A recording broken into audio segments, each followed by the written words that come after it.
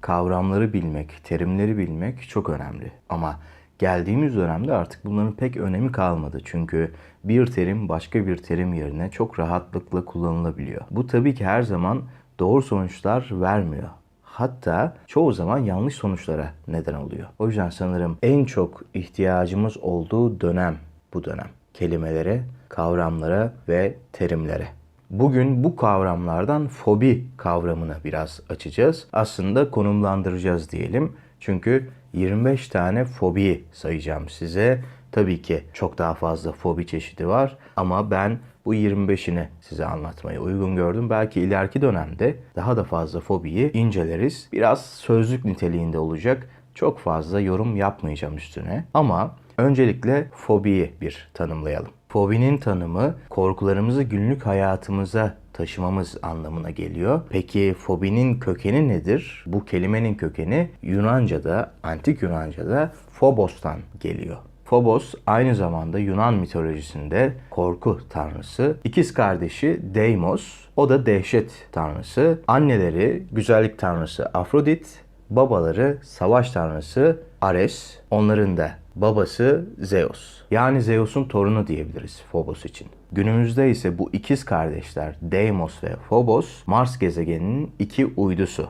O uydulara bu isimleri vermişler. Fobi kelimesinin kökenini biliyoruz ama neden fobilerimiz olduğunu bilmiyoruz. Birçok araştırmacı bunun çocukluk dönemindeki travmalar neden olduğunu söylüyor. En büyüğü de Sigmund Freud tabii ki. Ama diğer yandan bazı araştırmacılar da bunun evrimsel, kalıtsal bir miras olduğunu söylüyorlar. Arkaik dönemden kalan korkular. Bununla ilgili birkaç cümleyi bağırmak videosunda söylemiştim. Tabii ki bunu çok daha derin incelemek istiyorum ama çok hafif şöyle bir giriş yaptıktan sonra artık listemize geçelim. Listeleri seviyoruz. 25 fobi ve 25 film. Bu fobilere birer tane de film önerisi size sunacağım. Bazıları yıldızlı filmler. Onları kesinlikle izlemenizi tavsiye ederim. Hadi başlayalım. İlk söyleyeceğim fobi akrofobia.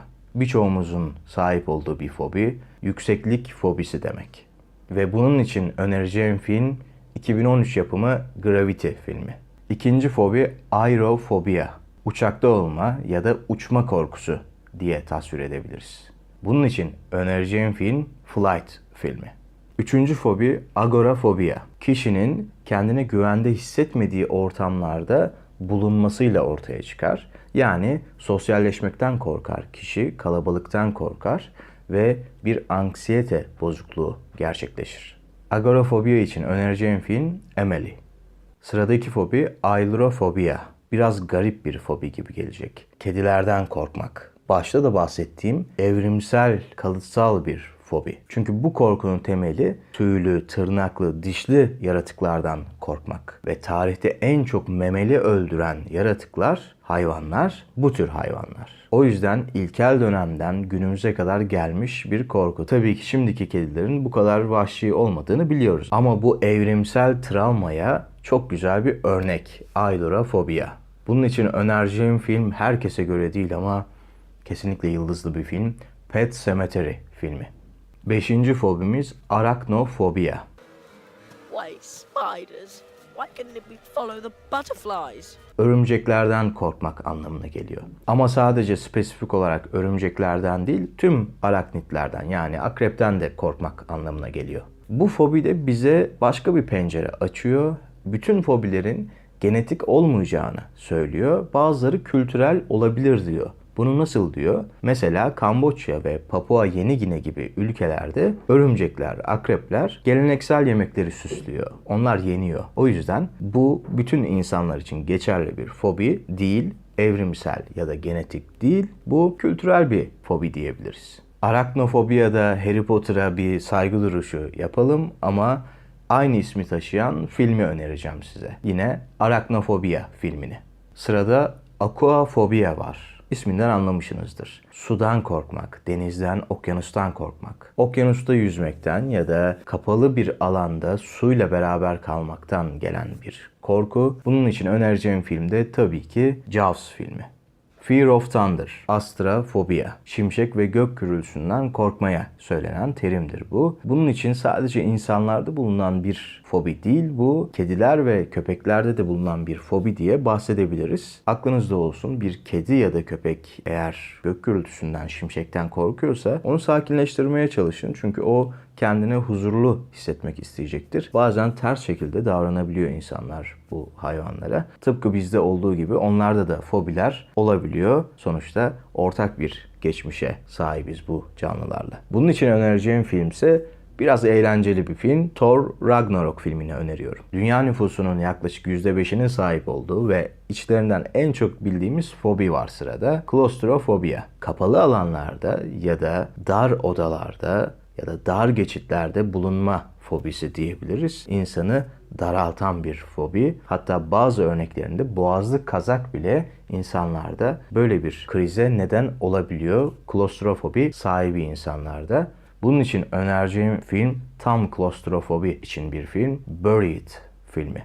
Emotofobia, kusmak korkusu ya da mide bulantısı korkusu diye tarif edebiliriz. Bunun için önereceğim film Johnny Depp'in başrolünde oynadığı Fear and Loathing in Las Vegas. 10. fobimiz belki de hepimizin içinde bir miktar olan bir fobi. Geraskofobia, yaşlanma korkusu. Bunun için önereceğim film The Curious Case of Benjamin Button. Birçoğunuz izlemiştir. İzlemeyenleriniz için yıldızlı bir şekilde tavsiye ederim. A'dan Z'ye doğru gitmeye devam ediyoruz. Sıradaki fobi hemofobia. Kan korkusu, kan görme korkusu. Bunun için önereceğim film Brain Dead filmi.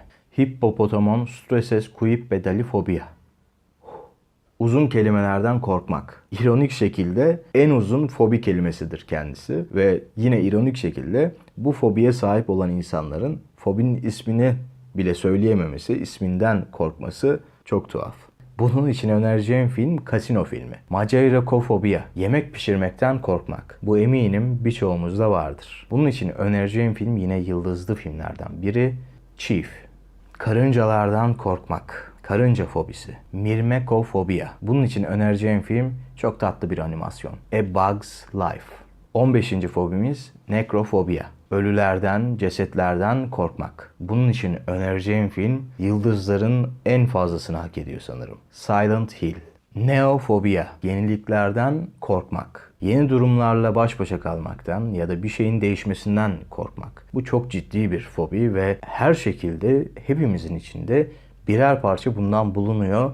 Bunu fobi olarak olmasa da içimizdeki o kırıntıyı yenmemiz gerekiyor bence. Bunun için söyleyeceğim film de hem çok eğlenceli hem de size bir şeyler anlatan bir film.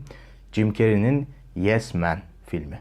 Hani siz de küçükken yatağınızın altına ya da kapıların arkasına bakıyor muydunuz? Ya da ışık açık uyuyor muydunuz? Bu niktofobiyanın bir belirtisi olabilir. Ama tabii ki bütün fobilere hastalık gözüyle bakmamak lazım. Bunların bazıları içlerimizde olan küçük endişeler diyebiliriz. Çünkü bende vardı. Fear of the Dark. Karanlık korkusu. Özellikle Fear of the Dark şarkısını bir önereyim önce. Iron Maiden'ın müthiş sözlere ve besteye sahip bir şarkısı. Onu dinleyebilirsiniz. Önereceğim filmde biraz rahatsız edebilecek bir gerilim korku filmi The Descent. Şimdi sıradaki fobi ornitofobia. Kuşlardan korkmak. Size biraz komik gelecek olabilir ama bu fobiye sahip çok insan var. Ve bu filmi de izleyince biraz daha anlayacaksınız. Hitchcock'un çok kült bir eseri The Birds. Fobiler arasındaki en romantiği belki filofobia. Aşktan, sevmekten korkmak. Bu birçok filme konu olmuş. O yüzden örnek vermesi çok zor bir fobi. Bazılarımızın izlemediği veya tekrar izlememiz gereken bir film Titanic. 20. sırada çok tehlikeli bir fobi var. Korkmaktan korkmak. Phobofobia. Bununla ilgili önereceğim film A Fantastic Fear of Everything. Sakaldan korkmaktan fobi olur mu derseniz hiç demeyin bile.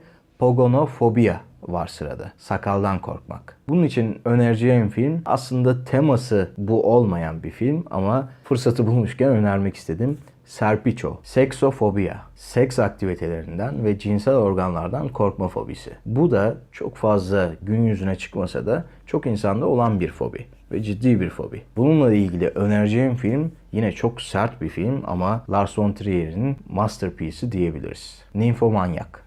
23. sıramızda triskaidekafobia var. Bunun anlamı 13 sayısından korkmak. Bununla ilgili önereceğim film de korku filmi tabii ki. Friday the 13th.